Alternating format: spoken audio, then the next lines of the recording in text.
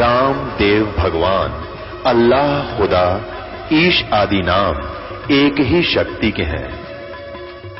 वो कैसा है, कहां है, कैसे मिलता है, किसने देखा है? ये प्रश्नवाचक चिन्ह पूर्ण रूप से हटाने के लिए अवश्य सुनिए जगत गुरु तत्वदर्शी संत रामपाल जी महाराज के अमृत वचन, सर्व पवित्र धर्मों के पवित्र शास्त्रों के आधार पर। ऐसे ये कंठ कमल है, ये कंठ है, इसके बैक में, यहां नहीं, इसके बैक में जहां ये हड्डी बैकबोन थोड़ी सी मुड़ जाती है, इसके अंदर की तरफ वहां एक कमल है। उसका 16 पंखड़ी हैं उस कमल का। और इस प्रकार हमारे शरीर में ये कमल बने हैं। जिस भी ऐसे ये कंठ कमल है, ये कंठ है, इसके बैक में, यहां नहीं, इसके बैक में जहां ये हड्डी बैकबोन थोड़ी सी मुड़ जाती है, इसके अंदर की तरफ वहां एक कमल है। उसका 16 पंखड़ी हैं उस कमल का। और इस प्रकार हमारे शरीर में ये कमल बने हैं। जिस भी किसी क्रिया से, मंत्र हैं इनके जो आपको दे रखे, इन्हीं के मंत्र हैं, ये पूजा नहीं है, ये इनकी साधना है, मजदूरी है। यहाँ से निकलने के लिए रणमुक्त होना है। फिर त्रिकुटी कमल है इसके पीछे, यहाँ नहीं है वो, इसका बताया जाता है यहाँ पिछली साइड में है, जहाँ बैकबोन के साथ ऊपर नाड़ी जाती है। उसके बाद फिर एक ब्रह्मलोक को जाता है एक रास्ता, जिसको नाड़ी बोलते हैं। शरीर की नाड़ी है, वैसे वो रास्ता नजर आता है जो समाधिस्थ जीव हो जाता है। तो ये साधक क्या करते हैं, ये समाधिस्थ होने का प्रैक्टिस करते हैं। और ये बैठे रहते हैं कई कई वर्षों तक। तो पहले तो निराहार रहने का जो योग्य शरीर को तैयार करने में कई वर्ष लग जाते हैं, 10-12 वर्ष। सब कुछ त्याग कर उसी क्रिया को करते रहें। फिर उसके बाद समाधिस्थ होने की प्रैक्टिस करने में बहुत समय लगता है। फिर समाधिस्थ होता कैसे है कि उसका कोई कमल खुल जाता है, उसका कोई चैनल ऑन हो जाता है, और उस चैनल में जो भी प्रोग्राम आ रहा होता है, यानी उसको ये जीव देखता रहता है। तो यहाँ क्या कर रहा है, तभी तो ये बैठा रहता ना, तो 1 मिनट भी ना बैठा जाए इस पर, 10 मिनट ना टिक गई मन पापी। समाधि लान दे, सुमन करते हो आप भगवान का जो सही से मन है, आपका कितनी देर टिका है यू। जब वह भागने की तैयारी करता है, 100 बात याद दुआवे है और उठा ले जाओ मन माना करा की धक्के खुआवे। तो इसमें ना काल को ऑब्जेक्शन, क्योंकि बैठा रहेगा अपना जीवन नष्ट कर लेगा। चाहे तो यहाँ सिनेमा देख लो, फिल्म टेलीविजन पर, और चाहे शरीर में देख लो, दोनों टाइम वेस्ट करने वाली बात है। अब ये क्या कर रहा था, ये मार्कंडेय ऋषि है, इसको महास्वर्ग में इसकी समाधि चली गई, इसकी सुरती चली गई। एक अंदर एक दिव्य दृष्टि है, और उस दिव्य दृष्टि की ये आध्यात्मिक क्रियाओं से हो जाती है। उस दिव्य दृष्टि की भी रेंज होती है, क्षमता होती है। तो उसकी दिव्य दृष्टि ब्रह्मलोक में पहुंच गई, महास्वर्ग में। वहाँ महा इंद्र है, और वहाँ और ज़्यादा अच्छी खूबसूरत देव और देवियाँ हैं। तो मार्कंडेय ऋषि वहाँ पिक्चर देखा था ऊपर ब्रह्मलोक की, और जो ये ओम नाम का जाप करते थे, इससे ब्रह्मलोक प्राप्ति होती है। और वो ये देख लेते हैं कि वहाँ किसा माल है। अब जिस ऋषि ने वो देख लिया कि वहाँ इतने सुख हैं, कि ऐसे सुख माने हैं कि नाच गाने बकवास ठाठ अच्छा पोस्ट हो जा, वहाँ देवता बन जा। तो मार्कंडेय ऋषि ने ये कन्फर्म हो गया कि वहाँ ऐसी सुख है, और वो प्राप्त होगा इस ओम के नाम से। ओम नाम प्लस में ये हठ योग, ये ऐसे करते रहे। हठ योग से सिद्धियां हो जाती हैं और तप बन जाता है। तप से ये किसी जन्म में राज्य को प्राप्त करते हैं, चक्रवर्ती राजा हो जाते हैं, बड़े बड़े प्राइम मिनिस्टर बन जाते हैं, बड़े बड़े अक्षेत्र के। तो काल फिर इनके ऐसी बिरान माटी करे है। और उसको ये था कि फिर मैं जो साधना कर रहा हूँ मैं ब्रह्मलोक में जाऊंगा और वहाँ मुझे ऐसी औरतों के डांस देखने को मिलेंगे, उनका भोग करने को मिलेंगे। तो वो क्या कह रहा है कि उर्वशी ने पूछा कि आपकी समाधि ना जाने कहाँ थी। मार्कंडेय ऋषि कहता है कि मेरी जहाँ समाधि थी वहाँ जो डांस कर रही थी, जो मैं डांस देख रहा था, परमात्मा कहते हैं डिम्ब करें डूंगर चढ़े अंतर्जीनी झूल, जग जाने यू भक्ति करे यू बोवे सूल बबूल। ये सचिदानंद घन ब्रह्म की वाणी में है, ये निर्णायक ज्ञान।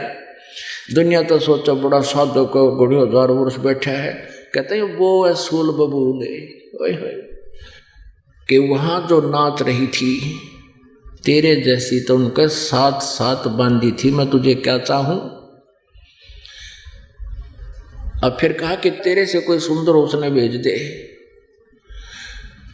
तब उर्वशी ने कहा कि हे मार्कंडेय ऋषि आप मेरे साथ चलो और मैं ही इंद्र की पटरानी हूँ, यानी मुख्य उसकी जो पत्नी, और मुख्य पत्नी सबसे ब्यूटीफुल होती है। यहाँ तो यू सांग है पुण्यात्माओं, इन 5 विकारों से कति ग्रस्त हैं ये प्राणी, कभी भी मुक्त नहीं हो सकते।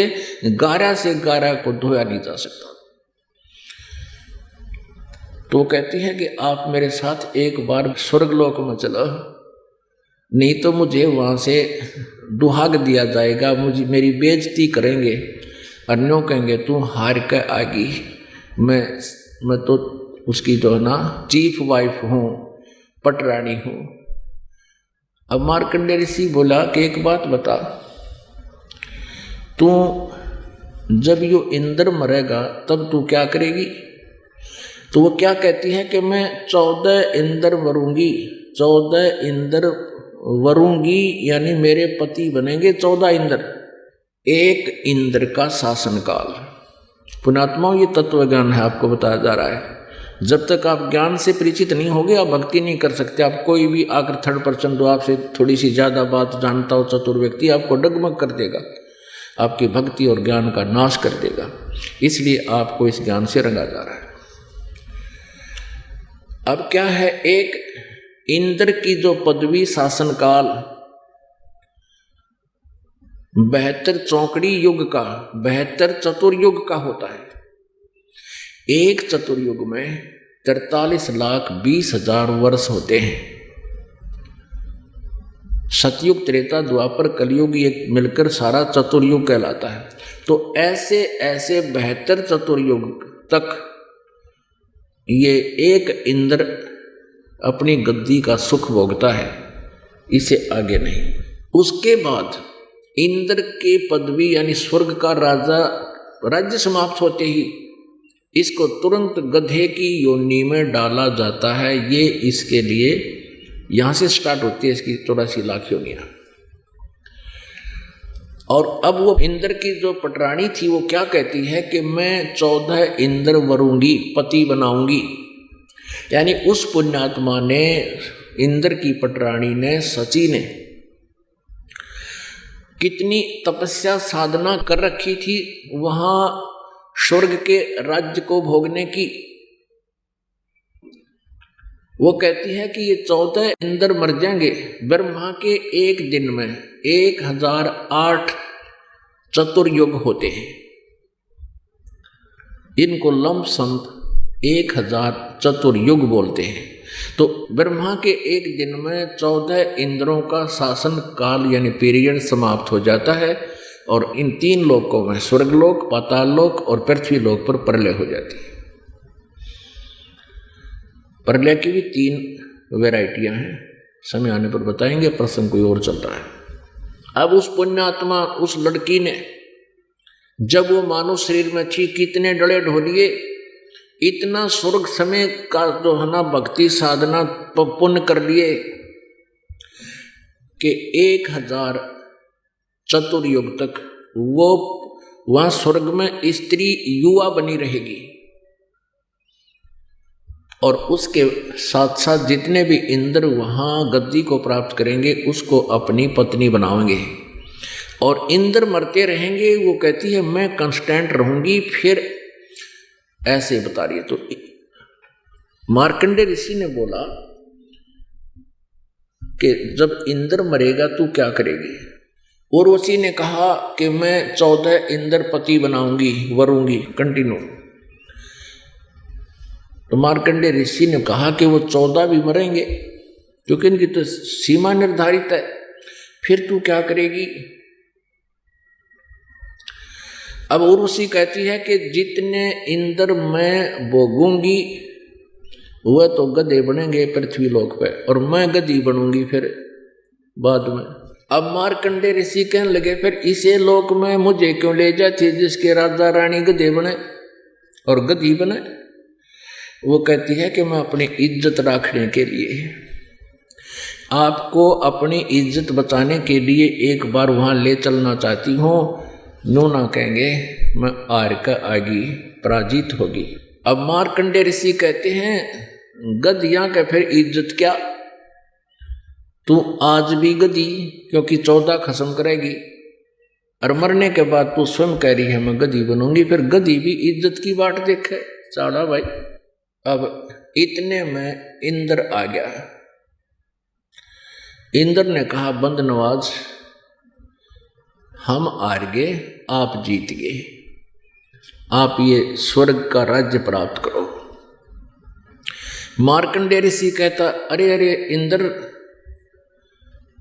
ये स्वर्ग की गद्दी, इंद्र की गद्दी तो मेरे लिए काग की बीट है, मैं इसको नहीं चाहता किसी सूरत में नहीं। और कहने लगा इंद्र को कि इंद्र तू बात सुन। अब जिस व्यक्ति ने, जिस भी साधक ऋषि ने जैसा ज्ञान है वो अपने मार्ग को, अपनी साधना को सर्वश्रेष्ठ और सबसे उत्तम मान रहा है, इसलिए तो उसको कर रहा है ना, तो करे नहीं। तो मार्कंडेय ऋषि ने कहा कि इंद्र तू मरेगा, बेहतर चतुर्युग के उपरांत और गधे की योनि में जाएगा। तू इस गद्दी ने छोड़ दे और मैं तुझे मंत्र बताता हूं, मुझे गुरु बनाकर तू साधना कर ले, ब्रह्मलोक में चला जाएगा।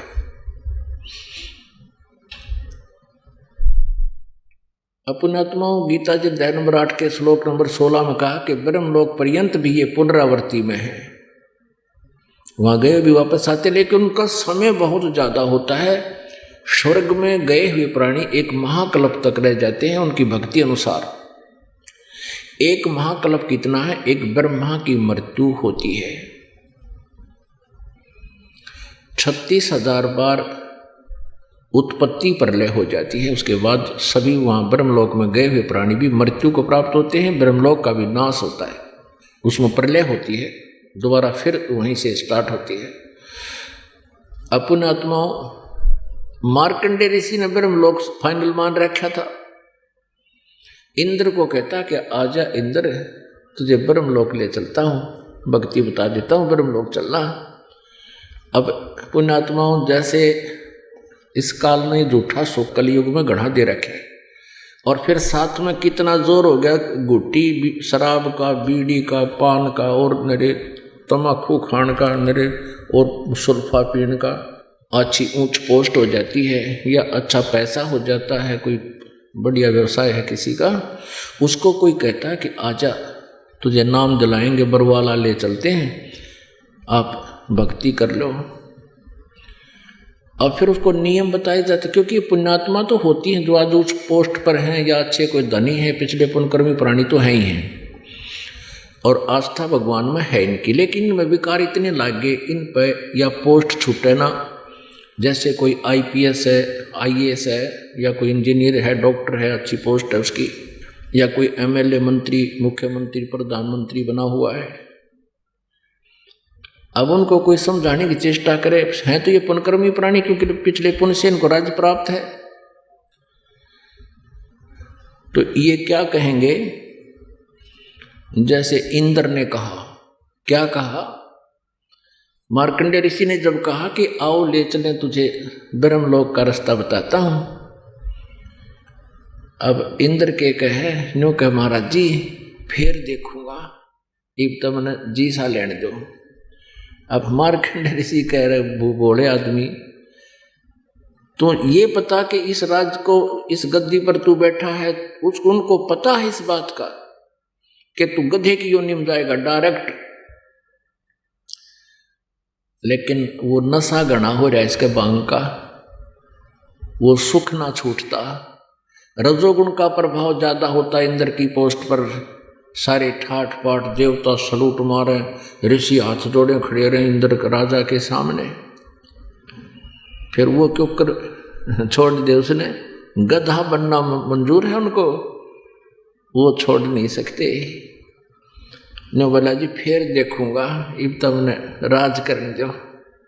मार्कंडेय बोला कुएं में पड़वाई जा, ना मानता तो मत माने।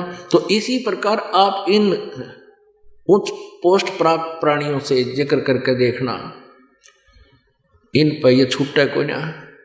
और छोड़ना क्या है इसमें, बुराई छोड़नी पड़ेगी, बीड़ी शराब मांस तंबाकू और अन्य बकवाद।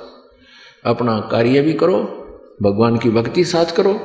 इस ज्ञान से आपको और न्यारा लुत्फ आएगा, आनंद आएगा। हर तरह व्यवसाय में भी आप हर सर्वेंट से, हर नौकर से एक बहुत प्यार भरा बर्ताव करोगे, भगवान से डर कर रहोगे, पाप नहीं कमाओगे। परमात्मा साथ रहेगा, आपके कार्य को भी सुचारू करेगा।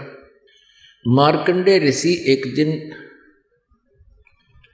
एक चींटियों की कतार को देख रहा था, पंक्ति, कीड़नाल बोल रहे हैं उसने, कीड़ी का नाल, और लाखों इधर भाग रही होती हैं, लाखों इधर भाग रही होती हैं, और उनको बैठा बैठा देख रहा था। इंद्र आ गया। इंद्र ने पूछा कि हे मार्कंडेय ऋषि, आप इनमें क्या निरीक्षण कर रहे हो चींटियों का? तब मार्कंडेय ऋषि ने कहा कि इनमें ये देख रहा हूं कि कौन सी चींटी कितनी बार इंद्र की पदवी पर रह चुकी है। इंद्र कहता है क्या सचमुच ये चींटियां भी कभी इंद्र रही है? हाँ। तो क्या देखा आपने? कि मार्कंडेय ऋषि कहता है कि मैंने देखा कि इनमें एक चींटी ऐसी है जो केवल एक बार इंद्र की पदवी पर रही है, और बाकी तो कई कई बार रह चुके हैं। और फिर भी ना समझ में आई गुग्गू के, बता के कर ले इस मन का। अपन आत्माओं, परमात्मा कहते हैं अपनी सच्चिदानंद गंधर्व की वाणी में, इंद्र कुबेर ईश की पदवी ब्रह्मा वरुण धर्मराया, विष्णुनाथ के पुर को जाके तू फिर भी उल्टा आया है। असंग जन्म तन मर्त्या होगे, जीवित क्यों न मरे रे, द्वादश मद मैल मठ बोरे, बहुर न दे धरे रे। अब गीता जी अध्याय नंबर 15 के श्लोक 1 से 4 में स्पष्ट किया है कि उल्टे लटके हुए संसार रूपी वृक्ष के सभी जो विभाग बता देगा, तना क्या है, जड़ क्या है, शाखा कौन है, डार कौन है, पत्ते क्या हैं, तो वो तत्वदर्शी संत है। परमेश्वर स्वयं तत्वदर्शी संत की भूमिका करके जाते हैं, ये वेद भी गवाह है। परमेश्वर कबीर जी ने बताया था कि अक्षर पुरुष एक पेड़ है, निरंजन वा की डार, और तीनों देवा शाखा है, ये पात रूप संसार। तो फिर क्या बताया कि उस तत्वदर्शी संत से ज्ञान प्राप्ति के पश्चात 15वें अध्याय के 4 श्लोक में कहा कि उसके पश्चात परमेश्वर के उस परम पद की खोज करनी चाहिए, जहां जाने के बाद प्राणी फिर लौटकर कभी संसार में नहीं आता, उसकी कभी जन्म मृत्यु नहीं होती। और जिस परमेश्वर ने सर्व ब्रह्मांडों की रचना की है, गीता ज्ञानदाता कहता है पूरी श्रद्धा से उसी को कहे कि मैं उसकी शरण हूं और उसकी ही भक्ति करनी चाहिए, और किसी की नहीं। अपनी कोई मना करता है कि मेरी भी नहीं करनी। और 18वें अध्याय के 62वें श्लोक में भी स्पष्ट किया है कि सर्वधर्मान परित्यज्य माम एकम शरणम व्रज। व्रज माने जाना होता है, इन अज्ञानियों ने आना कर रखा है। वो 18वें अध्याय के 66वें श्लोक में, उसमें भी क्लियर है, लेकिन उनका अनुवाद गलत है इसमें। और 18वें अध्याय के 62वें श्लोक में कहा कि अर्जुन तू सर्वभाव से उस परमेश्वर की शरण में जा, उसकी कृपा से तो परम शांति और सनातन परम धाम को प्राप्त होगा। सनातन परम धाम जो कभी विनाश में नहीं आता, और वो अविनाशी परमात्मा 15वें अध्याय के 17वें श्लोक में कहा है कि उत्तम पुरुषत्व ने जो 16वें में 2 पुरुष बताए, सरपुरुष और अक्षर पुरुष। सरपुरुष ये ब्रह्म है, अक्षर पुरुष ये परब्रह्म है। सरपुरुष के 21 ब्रह्मांड है, अक्षर पुरुष के 7 संघ ब्रह्मांड है। और उत्तम पुरुष तो अन्य परमात्मा इति उदाहरते 17वें श्लोक में कहा है, वो परम अक्षर ब्रह्म है, सब ब्रह्मांडों का मालिक है, सबका रचनहार है ब्रह्म, और परब्रह्म के भी ऊपर वो उनका मालिक है। वो वास्तव परमात्मा है, वो अविनाशी, और वही तीनों लोकों में प्रवेश करके सबका धारण पोषण करता है, वो अविनाशी परमात्मा है। तो यहाँ क्या बताते हैं कि दोजक भिष्ट सभी ते देखे राजपाट के रसिया, 3 लोक से तरपत नाही ये मन भोगी खसिया। सतगुरु मिले तो इच्छा मेटे पद मिल पदे समाना, चल हंसा उस लोक पठाऊं जो आदि अमर अस्थान। अब क्या बताते हैं कि संत मिले, सतगुरु मिले, सच्चे संत मिले तो इस जीव की यहां से इच्छा हटावे। ब्रह्मलोक तक का आपको पता लग गया क्या दुर्गति होती है। वहां भी ये डांस बकवाद, अपना जीवन नष्ट, अपने पुण्य को नष्ट करना, ये वहां एक विशेष प्रबंध है काल का।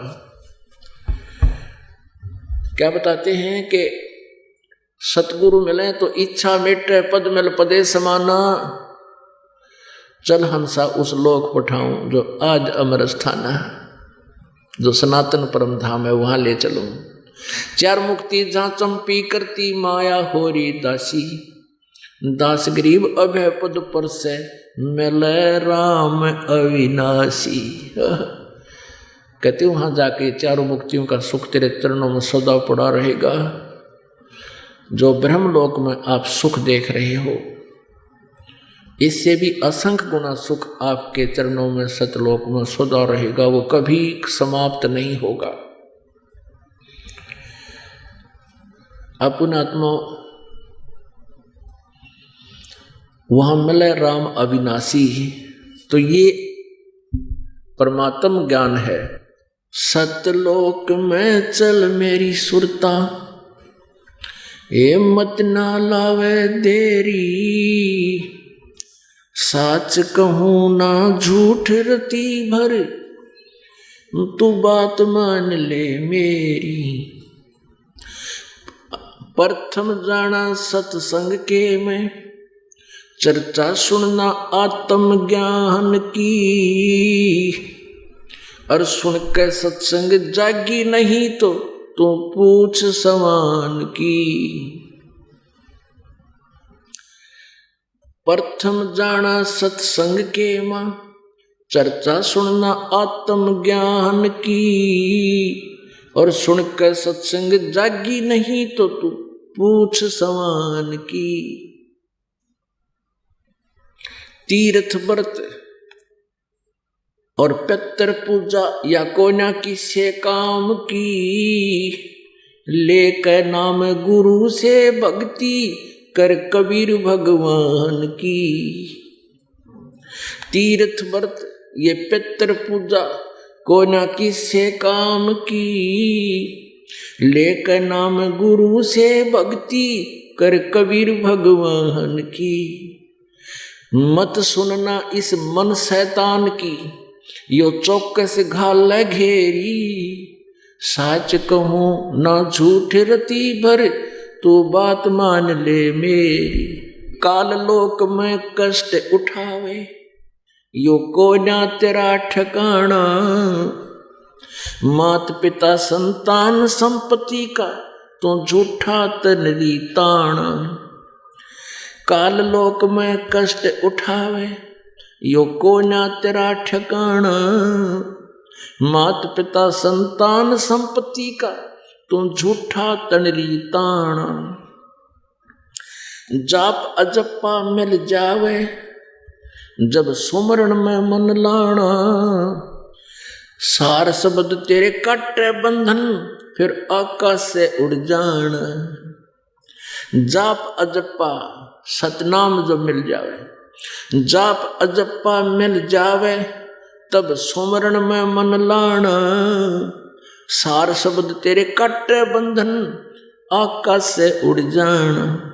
तेरे कुटी में आना है सुरता, मत ना भटके बेरी, साच कहूं ना झूठ रती भर, तू बात मान ले मेरी।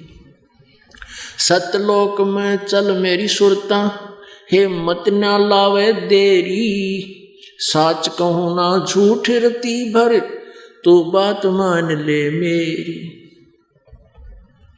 तिरकुटी में जा कहे सुरता, वहाँ चारों ओर लखावे। शब्द गुरु वहाँ प्रगट होवे, उससे ब्याह करवावे। तिरकुटी में जा कहे सुरता, वहाँ चारों ओर लखावे। शब्द गुरु वहाँ प्रगट होवे, उससे ब्याह करवावे। नूरी रूप गुरु का होके, तेरे आगे आगे जावे। सतलोक में सेज बिछी तेरे, चौकस लाड लडावे। जन्म मरण मिट जावे ही सुरता, वो आनंद काया तेरी। साच कहूँ ना झूठ रती भर, तू बात मान ले मेरी। अब इसमें क्या बताया है कि प्रथम जाना सत्संग में, चर्चा सुनना आत्मज्ञान की। आत्मज्ञान का अर्थ है कि तू कौन है, कहाँ से आया था,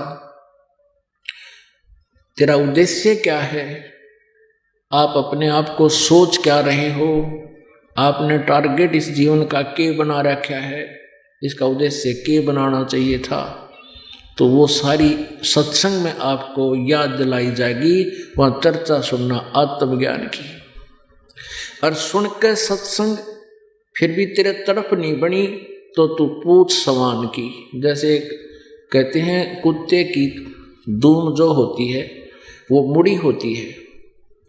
एक व्यक्ति ने 12 वर्ष तक कुत्ते की दूम को एक नली में बांस को थोथा करके उसमें फट कर दी और बांध दी। 12 वर्ष में खोल ली तो फिर भी टेढ़ी पाई। तो कहते हैं इतना सत्संग सुनकर भी तेरे अंदर तरफ नहीं बनती, यहाँ से हृदय नहीं हटना चाहता, तो फिर तू भक्ति योग्य नहीं है। तो उस सवान की दूम है, उस कुत्ते की पूंछ है। तो फिर बताते हैं तीर्थ पर ये पितर पूजा नहीं किससे काम की, और लेकर नाम गुरु से भक्ति करो, कबीर भगवान की, उस पूर्ण परमात्मा की भक्ति करो। इस काल कष्ट में कहते मत सुनना इस मन शैतान की, यो चौकस गाल गेरी। यो मन काल का दूत है, ना जाने जब आप इस मार्ग पर लगोगे ना जाने कितनी आपके अंदर ऑब्जेक्शन पैदा कर देगा, शंकाएं पैदा कर देगा ढेर सारी। और पहले जो साधना कर रहे थे गुग्गू की तरह के नीचे बैठे थे हम, कोई शंकाएं नहीं थी। फिर परमात्मा कहते हैं यानी उस मन की नहीं सुनना, आपने अपने गुरुदेव की बात पर विश्वास रखना जो इस मार्ग में सफल होना था।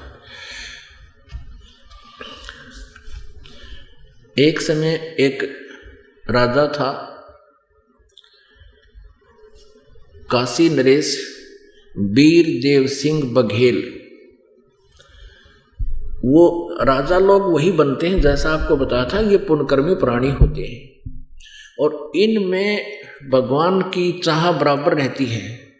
और ये साधु संत मंदिर आदि में गुरुद्वारों में ये जाते ही रहते हैं, इनके बस की बात नहीं। और धार्मिक अनुष्ठान भी अपने गुरुओं के माध्यम से करवाते हैं। तो ये गुरु कैसे थे, एक बार राजा वीर सिंह जी ने काशी नरेश ने प्रतिवर्ष की तरह अपना एक धार्मिक अनुष्ठान करवा रखा था। उनके महल से अपने रेजिडेंस उस बाग में था, उस बाग के एक कोने में अलग से एक सत्संग स्थल बना रखा था। वहाँ पर वो प्रतिवर्ष महीने में या 6 महीने में जैसा भी वो अपने अनुष्ठान कराता रहता था। तो क्या करते थे, ये नकली संत जाते थे, उनको खाने पीने की सारी सुविधा को उपलब्ध करवा देता था राजा, और चलते समय उन्हें 5-5 सोने की मोहरें दे देता था। वो उस लालच में वहाँ गणे चले जाया करते सभी पंथों के। एक बार ऐसा ही अनुष्ठान हो रहा था, कबीर परमेश्वर जी भी पहुँच गए अन्य संत थे वो कोई लाल कपड़े पहन रहा, कोई दाढ़ी मूछ मुंडा रहा, या कति बड़ी बड़ी दाढ़ी अलग से संगर के बैठा, कंठी माला घनी पैर के। परमात्मा अपने सिंपल वाणी में जैसा भी वो उत्तर प्रदेश का, उसमें धोती कुर्ता टोपी हुआ करती थी, इसमें और दाढ़ी बड़ी हुई, जाके उन्हीं में बैठ गए। सत्संग हो रहा था। उनमें से किसी ने बताया कि ये कबीर जो है ये भी सत्संग करता है। तो उन्होंने कहा, संतों ने जो बैठे थे, एक मंच पर श्रोता अलग थे और एक स्टेज पर वक्ता बैठे थे संत। परमात्मा नीचे बैठे थे श्रोताओं में। अब किसी ने कहा कि ये कबीर भी सुना है, बहुत अच्छा सत्संग करता है। तो उनका जो हेड था, राजा का जो निजी संत था, गुरु था, उसने कहा, आओ भगत जी आप भी सुना दो खड़े होकर वहीं पर, क्योंकि वहाँ भेदभाव बहुत होता है। संत तो जो गद्दी पर बैठे वो तो बड़े अपने आप को सुपीरियर समझते हैं, और परमात्मा एक सिंपल वेशभूषा में थे। उन्होंने उनको एक भक्त जानकर कहा कि आप कुछ सुना दो। परमात्मा ने कहा कि आपने सब कुछ सुना ही दिया, अब मैं क्या सुनाऊं, अब सूर्य को दीपक क्या दिखाऊं। फिर भी कहने लगे, नहीं नहीं कुछ तो सुनाओ, कुछ तो सुनाओ। सुना है, बहुत कुछ सुनाते हो, बहुत सत्संग करते हो। परमात्मा बोले, तुम मेरे सत्संग को सुन नहीं सकोगे। कि नहीं नहीं ऐसी कोई बात नहीं, आप सुनाओ सुनाओ। अब वो तो महिमा गाँव थे विष्णु जी की, सर्वेश्वर महेश्वर सर्वशक्तिमान परमेश्वर है, ये है। अब परमात्मा ने कहा कि मेरे प्रश्न का उत्तर दे दो। कौन ब्रह्मा का पिता है, कौन विष्णु की माँ, शंकर का दादा कौन है, हमको देव बताए। अब सारे कूद कपड़े, ये क्या बात कही, इनका कोई माता पिता नहीं, सर्वेश्वर है महेश्वर है सर्वज्ञ है, ये तो अजन्मा है, सारी सृष्टि के पालनहार है। परमात्मा ने उनकी सारी जो है ना शंकाओं का समाधान किया, बताया कि देवी भागवत 3 स्कंद में ऐसे ऐसे लिखा है। विष्णु जी स्वयं स्वीकार करते हैं, ये देखिएगा कि हमारा तो जन्म और मृत्यु होता है, हम अविनाशी नहीं है। ये देखिएगा श्रीमद् देवी भागवत, गीता प्रेस गोरखपुर से प्रकाशित, संपादक हनुमान प्रसाद पोदार चिमनलाल गोस्वामी। ये गीता प्रेस गोरखपुर से प्रकाशित है। ये भी दिखा देते, कंसेप्ट क्लियर कर दें। 123 पृष्ठ पे ये 3 स्कंद। और यहाँ विष्णु भगवान अपनी माता दुर्गा की प्रशंसा कर रहे हैं, महिमा कर रहे हैं, स्तुति। तुम शुद्ध स्वरूपा हो, ये सारा संसार तुम इसे उद्भासित हो रहा है। मैं ब्रह्मा और शंकर, विष्णु ब्रह्मा और शंकर, हम सभी तुम्हारी कृपा से विद्यमान है। हमारा आविर्भाव माने जन्म, तिरोभाव माने मृत्यु हुआ करता है। केवल तुम ही नित्य हो, जगत जननी हो, प्रकृति और सनातनी देवी हो। अब भगवान शंकर बोले, देवी यदि महाभाग विष्णु तुम्ही से प्रकट हुए हैं तो उनके बाद उत्पन्न होने वाले ब्रह्मा भी आपके ही बालक हुए। फिर मैं तमोगुणी लीला करने वाला शंकर क्या तुम्हारी संतान नहीं हुआ, अर्थात मुझे भी उत्पन्न करने वाली तुम ही हो। शिवे संपूर्ण संसार की सृष्टि करने में तुम बड़ी चतुर हो। इस संसार की सृष्टि सतीथि और संहार में तुम्हारे गुण सदा समर्थ हैं। उन्हीं तीनों गुणों से उत्पन्न हम ब्रह्मा विष्णु एवं शंकर नियमानुसार कार्य में तत्पर रहते हैं।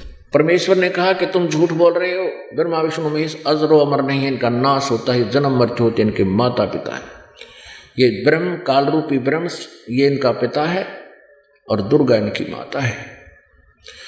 और भी काफी बताए मालिक ने प्रमाण दिए, पर वो चंगरिए जो सामने श्रोता बैठे उनकी बेइज्जती होगी। इनको भगवान नहीं चाहिए, इन्हें तो अपनी मान बढ़ाई चाहिए। इन श्रोता भाड़ में जाओ, इनकी इज्जत बनी रहे, इनकी रोजी रोटी बनी रहे। और परमात्मा कहते हैं जब ये संत बन गए, संत भक्ति भगवान के लिए ये घर बार त्याग कर या कोई विशेष क्रिया करके ये भगवान की तरफ अग्रसर हुए हैं और ये संत बन गए, औरों को मार्गदर्शन कर रहे हैं, स्वयं ज्ञान नहीं। और इनको ये सच्चा ज्ञान मिल जाता है संतों को, तो ये अगर ये अच्छी आत्मा है तो इन्हें स्वीकार करना चाहिए। लेकिन ये तभी से आग लगी हुई आज तक, ये मरना मंजूर है, इन्हें ये स्वीकार नहीं कर सकते। परमात्मा की वाणी है कि राज्य तजना सहज है, सहज त्रिया का नेह, और मान बढ़ाई ईर्षा दुर्लभ तजना ये। और इनके तजे बिना भगवान के निकट भी नहीं आ सकता। तो सभी चिंगर गए, तने बड़ी बात कही, तू कैसा नास्तिक आ गया है हिंदू धर्म का, तो जो बेइज्जती करता है, हमारे देवताओं के बारे में गलत बोलता है। चिंगर गए। उनमें से एक व्यक्ति गया, संत राजा के पास पहुंचा, राजा से और नमक मिर्च लगा के कहा कि कबीर नाम का कोई व्यक्ति है, हमारे हिंदू धर्म की बेइज्जती करता है, विष्णु जी को नासवान बताता है, हमारी तो नाक काटती। राजन परमात्मा उधर वार्ता कर रहे थे उनसे। इतने में राजा ने एक पुलिस वाला भेजा लाठी लेकर, अब जाओ कबीर को बुला कर ला। राजा घर पे बैठा है और सांग करवा रहा है बाग में, हुआ उड़ा सत्संग कर। राजा का क्या लाभ हुआ उसको, कहते बैठे सत्संग सुना तो कुछ लाभ हो। ये ऐसे ड्रामेबाजी हो जाती है, अभिमान ये अहम होता है इनमें, हमारी बेइज्जती हो जाएगी सत्संग में जाकर बैठांगे तो। लेकिन पुण्यात्मा ऐसा नहीं करते। तो राजा ने सिपाही भेजा छड़ीदार, केला उसको बुला के। अब छड़ीदार ने यानी सैनिक ने कहा जाके कि चलो तुमको राजा बुलाते हैं, तो क्या बकवास कर रहा है। अब परमेश्वर ने कहा कि भाई मैं एक नागरिक हूं, स्वतंत्र, और मुझे तेरे राजा से कुछ लेना देना नहीं है। अगर तेरे राजा को गरज है तो मेरे पास आ जाएगा, और मैं नहीं जाता वहां। अब उस सैनिक ने साथ में वो जो संत आया था लेकर बुला कर लाया था, वो फिर वापस गए। राजा से कहा कि राजन वो तो न्यू कहे मैं ठेंगे पर रखता हूँ ऐसे राजाओं को, मुझे जरूरत नहीं ऐसे राजाओं की, उसको गरज पड़े तो आ जा। अब राजा ने यह बात कोई कह दे उसका, वो तो फिर अपनी बेइज्जती मान लेता है, और अभिमान बहुत होता है राजा में। 10-20 सैनिक लेकर चला राजा स्वयं। अब परमात्मा कहते हैं 100 छल छिद्र मैं करूं अपने जन के काज। जब वो राजा वीर देव सिंह बघेल रह गया 100 फुट की दूरी पे, 100-125 फुट की दूरी पर, तब परमात्मा ने अपना आसन जमीन से 1.5 फुट ऊपर कर लिया। हवा में 1.5 फुट ऊपर हवा में बैठे, नीचे कुछ नहीं, जमीन से 1.5 फुट ऊपर उठ गए। केवल राजा को दृष्टिगोचर हो रहे हैं, अन्य को नहीं। अब कितना अंडी पाक रहे हो भगवान के सामने, फिर के ब्यों इन राजाओं का। 1 मिनट में इनकी मुर्गी बना दे संत जो चाहत है। तो वो डर गया, उसने देखा ये तो वह परम संत है, जमीन से ऊपर नीचे कुछ भी नहीं। गया तो था उनको सोटे मारन, और हाथ जोड़ कर करबद्ध खड़ा हो गया, हे परवरदिगार आपका क्या विवाद है। परमात्मा बोले कि विवाद इनका और मेरा है, आप किस लिए आ गए यहाँ पर। अब कोई जवाब नहीं, घबरा गया कि क्योंकि इतनी चमत्कार देखकर कलजा पाट जाए आदमी का। राजा बोला मेरी गलती होगी, इन्होंने बुलाया मुझे। तो परमात्मा बोले ये अज्ञानी बैठे हैं, इनको ज्ञान नहीं है। परमात्मा ने 1 घंटा खड़ा होकर सत्संग करा के सारी हर पहलू पर विचार दिया, तू कौन कहाँ से आया है, परमात्मा की भक्ति बिना तुम्हारा क्या होगा, राज्य पद तभी तक रहेगा जब तक तो तुम्हारे पुण्य हैं, पुण्य क्षीण होने के बाद फिर राजा रसब हो। अब वो पुण्यात्मा थी और कुछ मालिक ने दया कर दी उसके ऊपर, अग्रम अग्रम खत्म कर दी उसकी। हाथ जोड़ के कबीर परमेश्वर को अपने महल में ले गया कि मेरे साथ चलो परवरदिगार। परमात्मा बोले अपने गुरु को भी साथ ले ले जब चलूंगा। अच्छा जी, सबको विदा करवा दिया, उनको जो दक्षिणा दिवानी थी दे दी, जाओ वो तो लालची आ रहे थे, भोजन भंडारा करा दिया उसके गुरु को, और साथ में परमेश्वर दोनों राजा के महल में गए। अब परमात्मा कहते अब सुनो मेरा इसका क्या विवाद था, निकाल तेरी सारी पोथियों को। और राजा के सामने बैठा है, और अगर तू झूठ बोलेगा तो फिर देखना। राजा बोला इसका बक्कल तुड़वा दूं जब झूठ बोलेगा तो। अब परमात्मा बताने लगे, खोल शिव पुराण को, रुद्र संहिता अध्याय 5 और से 9 तक पढ़। उसके अंदर क्या लिखा है? काल रूपी ब्रह्म और दुर्गा के योग से विष्णु की उत्पत्ति हुई। वो ब्राह्मण कहता हाँ जी ऐसा ही लिखा है, वो पढ़ा संस्कृत। अब उस ब्राह्मण का भी उद्धार हो गया, राजा का भी उद्धार हो गया, दोनों ने परमात्मा से उपदेश लिया। अब ठीक है, नाम ले लिया, भक्ति करते हैं। परमात्मा ने प्रथम मंत्र दे दिया राजा को, और फिर कहा कि फिर आऊँगा, फिर कभी तुम्हें सतनाम दूंगा। अब राजा लोग ठीक है कुछ दिन भक्ति करता रहा, फिर अपना राजकाज करता रहा, और नियम बता रखे थे जीव हिंसा नहीं करना।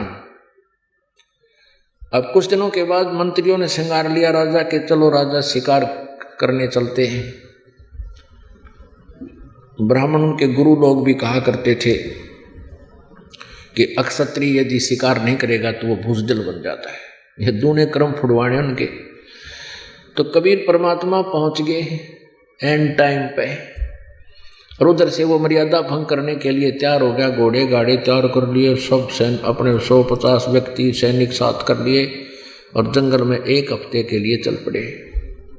चलने वाले थे इतने परमेश्वर पहुंच गए कबीर जी, आओ महाराज जी, आओ महाराज जी। वीरदेव सिंह बघेल कहने लगे। परमात्मा ने बोले कहाँ जाने की तैयारी है? कि जी हम शिकार खेलने जा रहे हैं, आप भी चलो हमारे साथ। परमात्मा बोले भाई मैं नहीं चलता। नहीं जी आप चलो, हमारे गुरु हो। भगवान का देख गुरु भी कब हमने, और मैंने कर रखे मेरा जीवन ऐसा नहीं करने, ये करने की तैयारी कर रहे नालायक। परमात्मा बोले कि मैं आपके साथ चल भी पड़ूंगा तो वहां आपको कोई शिकार नहीं मिलेगा। अब वो समझे कि परमात्मा के कोड वर्डों को। वीरदेव सिंह बघेल कहने लगा नहीं जी ऐसे जंगल में जाएंगे वहां पर बहुत से शिकार हैं। परमात्मा बोले यू नो ऐसे नहीं मानेगा। अच्छा भाई चलो। मालिक के लिए भी हाथी का तैयारी करवा दी, उसके ऊपर बैठा दिए। पहुंच गए वहां जंगल में, शाम तक पहुंचे, सुबह की तैयारी की शिकार के लिए। अब सुबह चल पड़े सैनिक भी और वो भी, कबीर साहब भी साथ में। इतनी दूर चले गए जंगल में जहाँ कोई पानी का स्रोत नहीं था, जल का स्रोत नहीं था, और जो भोजन भंडारा था वो दूर छोड़ आए थे। वह कम से कम 30 किलोमीटर जंगल में चले गए शिकार करते करते। वहाँ शिकार कोई नहीं मिला उनको, ढूंढते ढूंढते खोजते खोजते चले गए। एकदम ऐसी रजा करी मालिक ने, सबको प्यास लगाई और जबरदस्त भूख लगाई। सबके प्राण मुंह को आगे। यदि 10 मिनट में आहार और जल ना मिले तो सारे मरे, राजा भी खत्म हुए। जल थोड़ा बहुत साथ ले गए तो पी प्या दिया था। अब राजा ने कहा भी आसपास खोजो, कोई जल हो, कोई बाग हो, कहीं कोई फल आहार मिले। सब जाकर घूमे आए, कहीं कुछ नहीं मिला। 2-2, 3-3, 4-4 किलोमीटर तक घोड़े पर भी जाकर आ गए। अब सब चिंतित हुए, बहुत बुरा बनेगा, अब क्या होगा। परमात्मा ने कहा कि चिंता ना करो, ये ऊपर पहाड़ी नजर आती है ना, वहां देख कर आओ। अब राजा और साथ में 1-2 मंत्री और थे, वो कहने लगे नहीं नहीं वहां क्या मिलेगा, जब समतल क्षेत्र में नहीं मिला, पहाड़ पर क्या हो सकता है महाराज। परमात्मा चुप हो गए। एक और समझदार सा मंत्री था, वो कहने लगा भाई संत जो बात कहा करें कुछ गौर करनी चाहिए। तो उनके कहे पाछे फिर 2-3 जने गए उस पहाड़ पर, घूमते घूमते ऊपर जाके क्या देखा, इतना सुंदर जल, बिल्कुल अमृत भरा पड़ा एक सरोवर, मतलब छोटा सा तालाब तलैया, और उसके चारों तरफ बाग, सुंदर ये सेब संतरे आम, बहुत सुंदर लदपद हो रहा। उन्होंने आवाज लगाई कि आ जाओ, बहुत सुंदर स्थान है, जल भी है, आहार भी है। अब सभी पहुंच गए ऊपर, देखा सचमुच यहाँ तो एक अलग से दुनिया है, अलग से परमात्मा कुदरत का खेल देखो भाई। ये कह रहे सबने जल पिया, फल आहार किया। वहां से प्रस्थान करने लगे तो सभी ने फल तोड़ के अरब अपने जेबों में ठोक लिया, चल पड़े। अब घोड़े पर बैठा रखे थे, हाथी तो पीछे छोड़ रखा था। अब घोड़े पर बैठा लिया कबीर परमेश्वर जी को और राजा भी उसी पर बैठ लिया। अब राजा ने घोड़े को तो थोड़ा सा चल पड़ा ना काफिला वहां से बाग से। राजा ने देखा, हे भगवान तेरी कैसी कुदरत, ऐसे पहाड़ के ऊपर और जल कहाँ से आया, ये बाग कैसे यहाँ लगा। अब पीछे मुड़कर घोड़ा मुड़कर देखा, वहां तो धूल उड़े, कुछ भी कोई नहीं, नरे पत्थर पड़े। अब राजा की आंख फट गई कि हे भगवान, हे गुरुदेव, वो कहाँ गया बाग। परमात्मा बोले, बेटा जहां से आया था वहां गया, ये हमारे सतलोक से आया था। अब इसने सौंपना नहीं कह सकते क्यों, गोज भरी फलों की सबकी थैला में रखा राजा ने भी। अब वापस आ गए, कोई शिकार नहीं मिला। अगले दिन भी परमात्मा ने कहा घर चलो, इन बकवादों से कुछ नहीं हासिल होगा। पैर पकड़ लिए और राजा बोला जी आज के बाद कति जीव हिंसा नहीं करूंगा। प्रभु कहने लगे, मैं इसलिए आया था ना, तुम सारे मरो यहाँ पर, तुम्हारा अंत था, तेरी एक्सटेंशन की है मैंने। और तो पक्की जचगी सब कहकर 20 किलोमीटर थे, कुछ भी नहीं था, सारे मराओ कति 10 मिनट में जल और आहार ना मिलता था। घर आकर उसने अपनी रानी से सारा करिश्मा बताया कि परमात्मा आए हैं, ऐसी रक्षा कर दी ने, हम सारे मरने थे। इससे प्रभावित होकर रानी ना मान्या करती, रानी ने भी नाम ले लिया, यानी पूरे परिवार में। अब परमात्मा ने कहा कि अब तू भक्ति कर, तुझे सतनाम दे दिया है, बकवाद छोड़ दिए भी। बोला ठीक है। फिर कहा कि तुझे कुछ दिन में सारनाम दूंगा। अब कुछ वर्षों के बाद राजा ने कहा कि प्रभु आपका दास इस योग्य हो गया हो, सारनाम के दया करियो। परमात्मा ने कहा ठीक है भाई, आज तेरे को सारनाम दूंगा, लेकिन मेरी एक कंडीशन है। क्या है कि एक चंद्र प्रभा नाम की एक बेटी है हमारी, नाम ले रखा उसने, हमारी उपदेशी शिष्या है, तुम्हारी गुरु बहन है। वो ब्राह्मण की लड़की है, विधवा हो चुकी है, उसके एक बेटी है। उसको वो भी जानता था, राजा भी जानता था उस बहन को कि अच्छा जी वो, हाँ, उसके पास एक धोती है, धोती साड़ी जिसको बोलते हैं, और मुझे चाहिए, आपको उपदेश दूंगा ना सारनाम, तो मुझे एक सफेद कपड़ा चाहिए, सूचा स्वच्छ। और उस लड़की ने अपने ही आंगन में बाड़ी बीज के, कपास का पौधा बीज के, कई पौधे, और उसमें से जो कपास चुग के उसको लोड के उसकी धागा यानी काट के उसकी उसने अपने हाथों से एक धोती बना रखी है। और वो धोती तू लाकर दे, बाजार से नहीं चलेगा कपड़ा, वो स्वच्छ कपड़ा है, और ये सारनाम देना है। ये तो एक लीला थी मालिक की, वैसे सारनाम में इसकी आवश्यकता नहीं थी। उनका भ्रम तोड़ना था, क्योंकि हम रीस तो कर लेते हैं, सारनाम मिला, मिल भी जाओ तो फिर वो खरे नहीं रहे तो वो फिर खत्म हो जाता है। इसलिए परमात्मा पहले पूरे तैयार करते हैं। और ठीक है, राजा ने कहा जो आप किया गया प्रभु। राजा ने अपने 2-3 नौकर भेजे सैनिक कि जाकर उस बहन से कहो कि राजा आ रहा है। परमात्मा ने कहा तुम स्वयं जाकर लाना। अच्छा जी। अब उस लड़की ने सोचा राजा का मेरे घर पर आने का कौन सा तात्पर्य, क्या उद्देश्य है। राजा लोग खैर में तो आते नहीं, कोई उपद्रव जरूर करेगा मेरे साथ में, जान गई बात। फिर भी हिम्मत सी करके आना ही था उसने, तो उसके लिए एक अलग से बढ़िया कपड़ा बिछा करके आसन लगाया और दूध गर्म कर लिया। राजा जब पहुंचा उसको बैठने को प्रार्थना की, राजा बैठ गया। तब उस राजा ने कहा बहन मैं आज आपके पास एक विशेष वस्तु मांगन आया हूँ, बहन तू नाटिए मत ना। वो कहने लगी आप राजा हो, हम आपकी प्रजा हैं, आपका सब वस्तुओं पर अधिकार होता है राजा का, तो आज्ञा करो। राजा बोला आज्ञा नहीं, मैं प्रार्थना करता हूँ। मैंने उपदेश लेना सार नाम, और गुरुजी ने एक कंडीशन रख दी है, उसमें कुछ सफेद कपड़ा चाहिए, स्वच्छ। आपके पास गुरुदेव ने एक धोती बताई है, वो धोती जो तूने, तो लड़की ने कहा कि धोती तो मेरे पास बहुत है, दे दूंगी। नहीं, वो धोती दे मुझे जो आपने गंगा जल से ला करके कपास के पौधों को सींचा है, और फिर उसमें जो कपास उगी है उसको लोड कर काट कर और उसका कपड़ा से धोती बनाई है, वह धोती मंगवाई है गुरुदेव ने। इसकी जो कीमत तू मांगेगी बहन मैं दे दूंगा। तो लड़की कहने लगी किसी कीमत पर भी इस धोती को मैं नहीं दे सकती, क्योंकि मैंने इसको अपने भगवान जगन्नाथ के लिए तैयार किया है। जगन्नाथ का मंदिर है उड़ीसा में, और वहाँ भगवान की मूर्ति पर चढ़ा कर आऊँगी इस धोती ने। इसमें एक एक तार मेरा भगवान के प्यार का जुड़ा हुआ है। ये मैं तुझे राजा किसी कीमत पर नहीं दे सकती, मुझे मजबूर ना करना।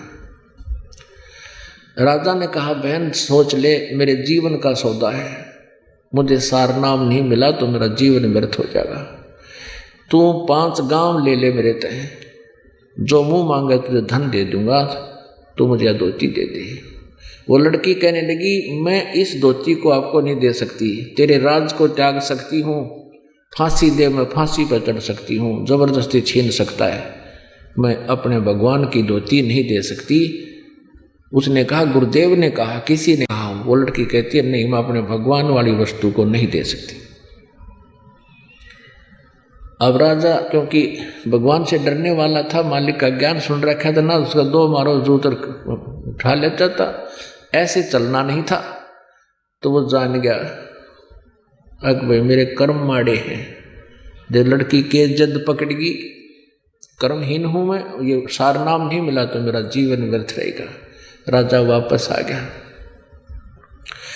राजा का चेहरा देखकर प्रभु ने कहा क्या रहा राजन? कबीर साहब ने कहा कि भगवान मेरा दुर्भाग्य है, मैं कर्महीन इंसान हूँ, आज मेरे शुभ मार्ग में बाधा बन गई, उस बहन ने धोती दी नहीं। परमेश्वर ने कहा भी क्या कहा? कि वो कहती है कि मैंने अपने भगवान जगन्नाथ के लिए इसकी तैयारी की है और मैं उसको ही चढ़ाऊंगी, जगन्नाथ के मंदिर में जाऊंगी, नंगे पैरों जाऊंगी और भगवान का चढ़ा आऊंगी, मैं नहीं दे सकती। मैंने सारे प्रयत्न कर लिए, उसको सब लालच भी दे दिया, हाथ भी जोड़ दिए, पर वह बहन मानी नहीं। गुरुदेव मेरा दुर्भाग्य है। परमात्मा बोले भी चलो मैं अपनी कंडीशन लूज करता हूँ, अपनी शर्त को मैं ढीला करता हूँ, तो ऐसे कर, ये बहन जगन्नाथ में जो तेरी गुरु बहन है, जगन्नाथ के मंदिर में या धोती चढ़ा कर आवेगी, अर्पण करेगी, तू उसकी मदद कर दे, रास्ते में उसको कोई बाधा ना करे और उस धोती को वे ठीक ठाक चढ़ा के वापस आ जाएगी, इसको कोई दुख ना होया तो मैं तुझे सार नाम दे दूंगा, फिर मैंने कपड़े की जरूरत को जा। राजा ने राहत की सांस ली, एक नई किरण दिखाई दी प्रकाश की, ने बोला जो आज्ञा महाराज। उसी समय राजा ने 2-3 नौकर समझदार से भेजे और बहन से कहो कब जाएगी वो पूछो उससे और उसकी मदद करो, उसको उसके लिए एक रथ जोड़ दे जाओ, बैठा कर ले जाना, खाने पीने की व्यवस्था करना, बहन को कोई दुख ना हो। अब राजा की आज्ञा लेकर के सिपाही पहुंचे कि बहन, राजा ने कहा कि आप कब जाओगी जगन्नाथ के ये धोती अर्पण करने? राजा ने हमारी सेवा लगाई है 4-5 सैनिकों की, हम आपके साथ चलेंगे, आपको कोई रास्ते में दुखी ना कर दे। आपके लिए राजा ने रथ तैयार करवा दिया है। वह बहन कहने लगी मैं, उसने तो ये सोचा था कि राजा घर पर जाकर सोचा करे और फिर मेरे साथ कोई उपद्रव पैदा करेगा। वह डर रही थी, सैनिक वापस आए तो घबरा रही थी कि हो गया काम गड़बड़, होने दो जो होगा, ये सोच लिया था। भगवान के लिए देश निकाला भी अच्छा। अपनात्माओं ये देखना है आपने, इसका निष्कर्ष क्या निकलेगा इस स्टोरी का? ये केवल कथाएं नहीं है, ये हमारे लिए बहुत काम की वस्तु है। अब जब ये बात सुनी उस बहन ने, वह गदगद होगी, शुक्र मनाया जगन्नाथ भगवान का। हे जगन्नाथ भगवान, आपने मेरी इज्जत रख दी, राजा का मन बदल दिया। इन्होंने पता कौन सा जगन्नाथ बदलना लग रहा है इसके मन को, इतनी बुद्धि कमजोर थी मारी। और कहा, सारी बात सुनकर कहने लगी, भाई ना तो मैं रथ में बैठूं, मैं तो पैदल जाऊंगी। राजा का शुक्रिया है, अगर तुम मेरे साथ चलो तो मुझे कोई इतराज नहीं। ऐसा ही हुआ। लड़की चली गई, सैनिक साथ चल पड़े रथ लेकर, खाने पीने की व्यवस्था उसमें अपनी ले ली। वो लड़की पैदल गई वहां तक। अब शाम में पहुंचे, सुबह नहा धोकर उस बहन ने वह अपनी जो धोती हाथ से बना रखी थी वो चादर लेकर भगवान जगन्नाथ के मंदिर में मूर्ति के चरणों में रखना चाहिए। रखते ही और कहा कि इस दासी की तुच्छ भेंट स्वीकार करना जगन्नाथ। वो धोती वहाँ से उठी और उस जगन्नाथ के मंदिर के प्रांगण में जाकर पड़ी और आकाशवाणी हुई कि नालायक, जगन्नाथ तो काशी में बैठा है, वो कबीर परमात्मा इज जगन्नाथ, तो किस धक्के खाना गई। कलेजा फट गया उस लड़की का, रोआ बुरी तरह। ओए होए, वो भगवान स्वयं है कबीर जी। वो वहीं से रोने लगी थी, आंखों में इतने आंसू बह गए कि सारे कपड़े भीज गए उस बेटी के, कि मैं कितनी नीच हूँ, भगवान कहाँ मैं खोजन की तागी। परमात्मा कहते हैं, गुरु मानुष कर जानते ते नर कहिए अंध, महादुखी संसार में अग गई यम के फंद। आकाशवाणी ने कहा कि जगन्नाथ वहां बैठा जिसने धोती वहां मंगवाई थी, तो वहां नहीं पहुंचा सकी, यहां धक्के खाने आ गई, ले जा इसको उठाकर। अब ये आकाशवाणी सुनी उन सैनिकों ने भी, वापस आगे रोती हुई। अब वो लड़की रो रही थी। 10-12 दिन के बाद फिर वो वापस पहुंचे। उस दिन भी परमात्मा, क्योंकि लीला थी उनकी, पता था उनको, तो कबीर जी ने वीर देव सिंह बघेल के घर पर विराजमान थे। पता था कि वाणे वाली है, वो सारा सांग वापस आओगा। वह खाया ही धक्के नालायक है। अब पहले पता किया कि कबीर साहब के घर पे गए, पता लगा कि राजा के यहाँ पहुंचे हैं। फिर राजा के घर पहुंचे, वो लड़की भी और वो सैनिक भी। लड़की रो रही, उसको उससे बोला नहीं जा रहा, चरणों में गिर गई भगवान कबीर साहब के, और ऐसे रो रही है कि उस पर आवाज निकल रही, गला कति रुंध गया उसका, ना कुछ बता पा रही है। अब राजा ने सोचा, भाई के बिजली गिर गई इस लड़की पे, और गुरुजी ने कहा था इसको कोई दुख ना होना चाहिए, और क्या आपत्ति आ गई, और ये रो रही है। अब मुझे नाम मिला नहीं, क्योंकि भगवान ने कहा था इसको कष्ट नहीं होना चाहिए। सैनिकों को बुला कहा, अरे निकम्मो क्या हो गया इसको, तुमने मेरा नाश कर दिया। तो वो कहने लगे, जी कुछ नहीं हुआ। सारी कहानी से परिचित कराया और कहा, जी वहाँ इसने जब धोती चढ़ाई तो वो धोती वहाँ से उठकर बाहर गिर गई, और कहा आकाशवाणी की कि जगन्नाथ तो वहाँ बैठा है कबीर, वो जगन्नाथ है, सारी सृष्टि का मालिक है, तू कहाँ धक्के खाना गई। वहाँ उसने, जगन्नाथ ने खुद मांगी, वहाँ तो तू दे नहीं सकी, और उसी को अर्पण कर। वह धोती भी साथ सिर पर ले रही वो लड़की, और तब तेरा कल्याण होगा। अब दोनों का एक तीर से 2 शिकार किए परमात्मा ने। वीर देव सिंह का विश्वास था कि कबीर इज गॉड, और न उस नालायक का विश्वास था कि कबीर इज गॉड। गुरु बना रखा, लेकिन भगवान वो पत्थर मान रखा था, वो जगन्नाथ का। अब दोनों का हृदय साफ हुआ, परमात्मा के चरणों में गिर गए। परमात्मा ने कहा, प्रथम नाम दोबारा लो, द्वितीय दोबारा लो, फिर भक्ति करो, जब सार नाम दूंगा। बोलो सतगुरुदेव। तो पुणात्माओं कहते हैं, गुरु गोविंद कर जानियो रहियो शब्द समा, मिले तो डडबत बंदगी, नहीं पल पल ध्यान लगावे। बोलो सतगुरुदेव। सत सत।